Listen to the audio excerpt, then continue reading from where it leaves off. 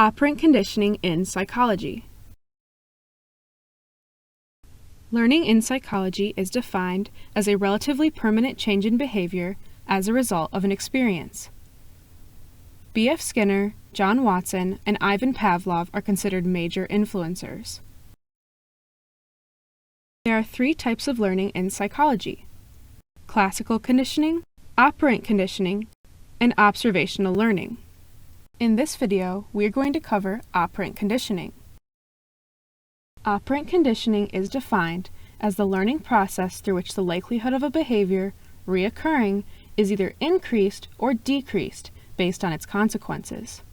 In operant conditioning, there are two types of consequences: reinforcement and punishment. Reinforcement is used to increase the likelihood of a behavior reoccurring, while punishment is used to decrease the likelihood of a behavior reoccurring. Both reinforcement and punishment have two types: positive and negative. In operant conditioning, the word positive means the addition of a stimulus or adding something to the environment. To be clear, positive does not mean good, it just means addition. In operant conditioning, the word negative means the subtraction of a stimulus, or taking something away from the environment. To be clear, negative does not mean bad, it just means subtraction. By combining the concepts we just learned, we get four key terms associated with operant conditioning: positive reinforcement, negative reinforcement, positive punishment, and negative punishment. Positive reinforcement is the addition of a stimulus in order to make a behavior more likely to reoccur. Meanwhile, negative reinforcement is the subtraction of a stimulus in order to make a behavior more likely to reoccur. Positive punishment is the addition of a stimulus in order to make a behavior less likely to reoccur. Meanwhile, negative punishment is the subtraction of a stimulus in order to make a behavior less likely to reoccur.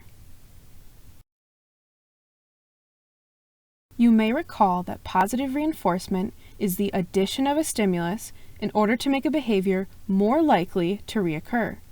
Here are two examples of positive reinforcement. Sarayu is training their dog, Rufus, to come when called. If they reward Rufus with a treat every time he successfully comes to them when called, that would be an example of positive reinforcement. They're adding the pleasant stimulus of a treat to increase the likelihood of Rufus coming when called in the future. In another example, Mr. Jackson is trying to encourage his 5th grade students to do well on their English exams. If he rewards his students with stickers on their exams when they do well, that would be an example of positive reinforcement. He is adding the pleasant stimulus of a sticker to increase the likelihood of his students doing well on exams in the future. You may recall that negative reinforcement is the subtraction of a stimulus in order to make a behavior more likely to reoccur. Here are two examples of negative reinforcement. Gloria is training her dog, Pepperoni, to sit calmly after returning home from a walk so she can easily remove his leash. In order to accomplish this goal, Gloria will wait while her dog strains against the leash until he calms down and sits. Only then does she remove the unpleasant stimulus of the leash. This is an example of negative reinforcement because Gloria is subtracting the unpleasant stimulus of the leash to increase the likelihood of Pepperoni being calm when they first arrive home after their walks in the future. In another example, a car manufacturer is trying to encourage its consumers to wear their seatbelts. In order to accomplish this goal, they design their cars with a seatbelt reminder system, which incorporates an unpleasant beeping sound whenever a person sits in the car without their seatbelt on. As soon as the consumer buckles their seatbelt, the unpleasant beeping sound stops. This is an example of negative reinforcement because the car manufacturer is subtracting the unpleasant stimulus of a beeping sound to increase the likelihood of its consumers wearing their seatbelts in the future. You may recall that positive punishment is the addition of a stimulus in order to make a behavior less likely to reoccur. Here are two examples of positive punishment. Misaki is training her cat, Pumpkin, to stop scratching the furniture. If she uses a spray bottle to mist him in the face with water whenever he begins to scratch the furniture, that would be an example of positive punishment. She is adding the unpleasant stimulus of being misted in the face with water to decrease the likelihood of furniture scratching in the future. In another example, Coach Beavis is trying to get soccer players Renata and Brielle to stop goofing off during practice. If Coach Beavis makes Renata and Brielle run laps around the field every time he catches them goofing off, that would be an example of positive punishment. Coach Beavis is adding the unpleasant stimulus of running laps to decrease the likelihood of the girls goofing off during practices in the future.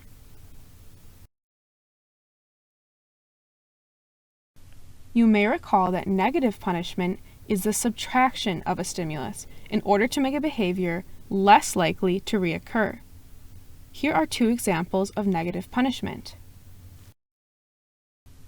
Denise is training her dog, Conley, to stop begging for scraps from the table at dinner time.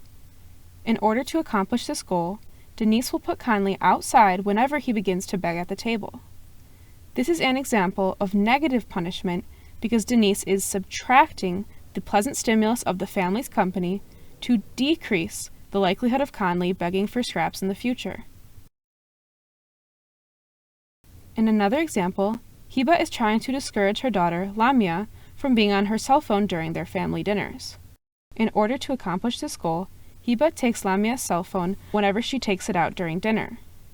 This is an example of negative punishment because Hiba is subtracting the pleasant stimulus of the cell phone to decrease the likelihood of Lamia using it during dinners in the future.